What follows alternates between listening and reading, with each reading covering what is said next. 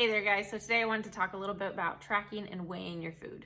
I see a lot of resistance to starting this habit, and I just wanted to talk a little bit more about the benefits of it because it really doesn't take that long. You can check out my YouTube channel. It has a video there showing you how to plan using a tracking app, and then also how to actually use a food scale and track your food that way. But there are a lot of benefits to tracking your food. One, it teaches you so much more in such a short amount of time about what your food is made out of, because you just start logging your food naturally, and then you'll see like, oh, I tend to eat a lot of carbohydrates, or I like high fat foods, or I don't get enough protein, or whatever it is, or I'm not getting enough fiber. And that's something that you can teach yourself just by looking at your phone and looking at the app. And it takes a lot less time rather than me telling you like, hey, this is high in fiber, this is high in this is high in this. So it's a great tool to show you what you naturally eat, and then also how you can manipulate that as well. And this is also kind of the pinnacle of our way of tracking nutrition. So it's definitely not necessarily where you have to start.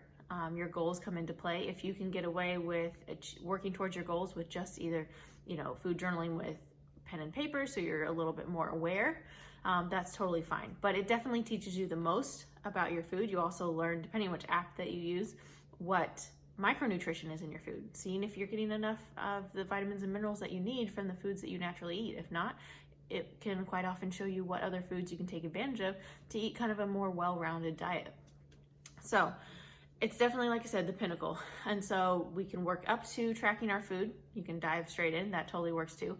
But then because you learn so much by tracking your food, you can also kind of work away from it.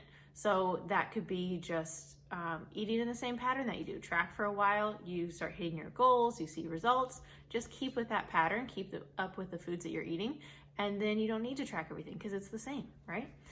So that's kind of how we can work away from tracking. And you always, because you have that skill and knowledge, you can always go back to it, check in, track for a couple days. You're like, okay, I'll tighten things up here, and then go back on your way. A couple tips to work up to tracking: start by just building awareness. So if that just means simply taking pictures of your food and leaving some comments in like your food diary or food log album, that totally works too. You're just building that awareness. You can also track with pen and paper. Just write down what you're eating. Again, building awareness. And then from there, I would say start getting used to an app. The app that I really like to use is Cronometer.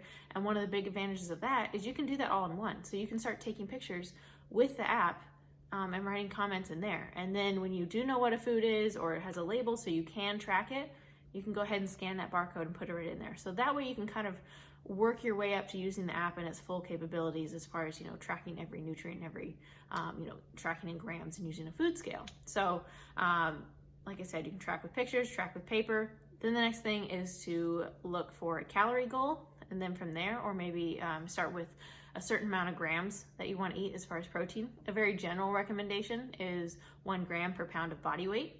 Now, if you have a lot of weight to lose, then we want to take that number off of an ideal body weight.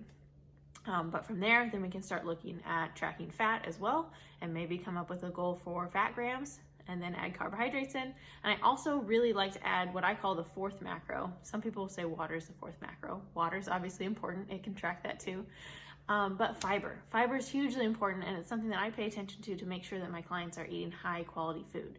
Obviously, I can log in and see exactly what foods they listed in their food log, but if they're not getting enough fiber, or vice versa, if you have some gut health issues and you're trying to eat a low fiber diet to promote some healing, then we can also track that too and make sure that you're not eating those foods that are going to cause or exacerbate some symptoms while we're implementing that therapeutic diet. So there's so many benefits to tracking your food, and I highly encourage just playing around with it and just seeing where you're at, seeing what modifications you can do to achieve your goals. But yeah, play around with it.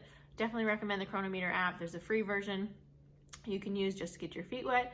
I highly recommend their paid version. It's only $6 a month, and it gives you a lot of nutrient information. It will even suggest foods to help you choose foods that are going to fill your nutrient deficits. So if you're really low on vitamin A, it's going to suggest foods that are really high in vitamin A. So super useful tool. I can geek out on it for hours, obviously, but try it out for yourself and let me know what you think.